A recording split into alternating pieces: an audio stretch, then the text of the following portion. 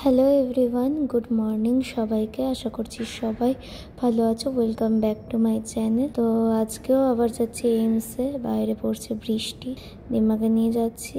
আমার শরীরটা ভালো নেই, তোমরা হয়তো দেখেই বুঝতে পারছো। তো এই যে পাশে মা আর সামনে রয়েছে দিম্মা, আর আমরা নিবাস কাকুর গাড়িতেই যাচ্ছি আজকে।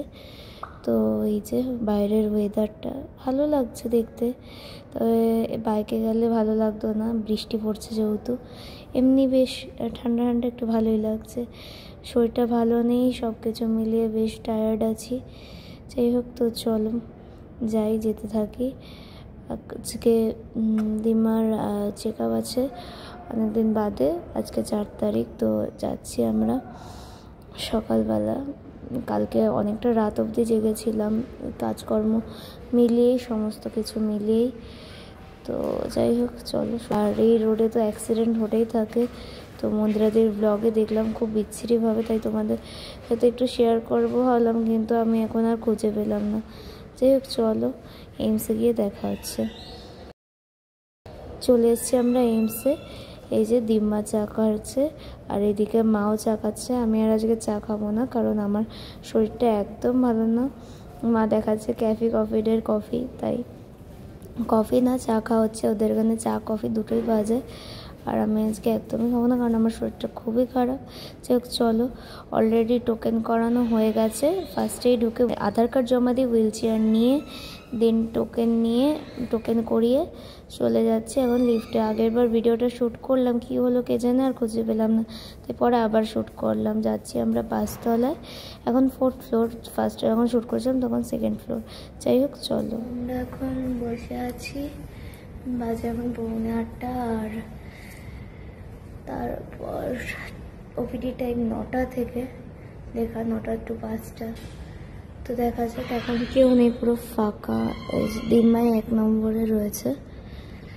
তো দেখা যাক, যদি ফার্স্টে দেখানো হয়েছে খুবই ভালো কথা। আর কি, পরপর দুটো খারাপ সংবাদ তার সাথে, যার জন্য মায়ের জন্মদিন সেলিব্রেটও করিনি, ব্লগও আসেনি। অ্যাকচুয়ালি আমার মায়ের বেস্ট ফ্রেন্ড সর্বাণী আন্টি। তো সর্বাণী আন্টির মা যেই দিন মার বার্থডে ছিল, তো আন্টি বললো যে আন্টির মা খুব অসুস্থ ছিলেন, তো সেই কারণে আর আমরা অ্যাকচুয়ালি করি। তো মায়ের আর পাতানো ভাই বলতে পারো, বা যাই হোক, মানে খুব কাছের সম্পর্কটা।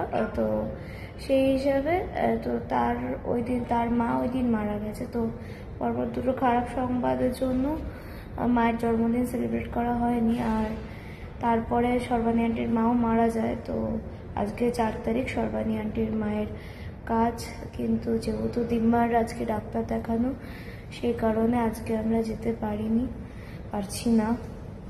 তো আজকে সর্বাণী আন্টির মায়েরও কাজ আর প্রভাত কাকুরও কাজ, দুজনেরই। মানে প্রভাত কাকুর মায়ের কাজ, আমি ওটাই বলতে চাইছি যে প্রভাত কাকুদেরও কাজ, সর্বাণী আন্টিদেরও কাজ। কিন্তু জানি না, সর্বাণী আন্টিটা অ্যাটেন্ড করতে পারলাম না। প্রভাত কাকুদের তবে যাব এর মধ্যেই দেখা করতে। আর চলো, যাই হোক, মনটা খারাপ সব মিলে। তো দেখা যাক। এখন বাজে 8:30। এখন দরজা খুললো, মানে খুলে যে ক্লিনিং করছে সমস্ত কিছু, দুটো ওপিডি রুম এবং যে রুমে বই জমা রাখে সেই জায়গাগুলো।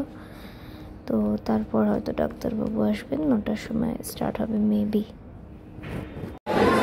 এরকম বিরক্তিকর পজিশন করবো, জাস্ট মানে আমাদেরকে বললো যে ও নিচ থেকে ডাইরেক্ট ওপরে পাঠিয়ে দিল, অথচ এখন বলছে রেজিস্ট্রেশন করতে হবে। এখন লাইনে দাঁড়িয়ে বাজে 9:15, জানি না কখন দেখানো হবে। মানে কপালে আর বাড়ি তাড়াতাড়ি যাওয়া যাবে।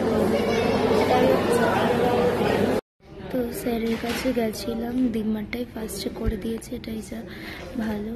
আর তারপরে বলছে ওখান থেকে আমাদের রিপোর্ট দেখাতে বলছিল।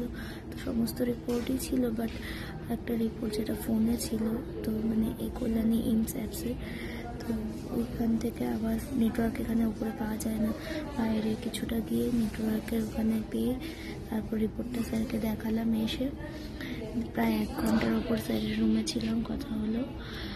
তো আজকে কেমো ডেট দেবে, তো সেই কারণে এখানে বসে আছি। এখন যে কেমো ডেট দেবে দেন কেমো স্টার্ট হবে, এবং তার জন্য একটা ব্লাড টেস্টও দিয়েছে যেটা এলএফটি নাম, তো সেটা করাতে হবে আজকে। আর এখন আমরা ব্লাড টেস্টের জন্য ওয়েট করছি সেই 11টা থেকে 1:30টার পর প্রায় 1:45 অবধি ওয়েট করে বসেছিলাম। এখানে তাই এই জায়গাটা দেখে ভালো লাগলো, তাই তোমাদের সাথে শেয়ার করলাম যে কী ভালো সেগুলো। যাই হোক, চলো ওয়েট করি। তো যাই হোক, লাস্ট ব্লগ কোথায় করে এখন মনে পড়ছে না। তো দিনমার ব্লাড নেওয়ার জন্য অনেকক্ষণ ধরে লাইন দেওয়ার পর 1টা নাগাদ প্রায় লাইন কমপ্লিট পেলাম। মেন টোকেন পাওয়ার পর তারপরে লাইন দিয়ে আবার ব্লাড টেস্ট করতে করতে প্রায় 1:30টা দিয়ে আরও সমস্ত আনুষঙ্গিক কাজকর্ম যেগুলো ছিল 1:30টার বেশি। তো এখন আমরা বাড়ি ফিরছি, বাজে 2টো।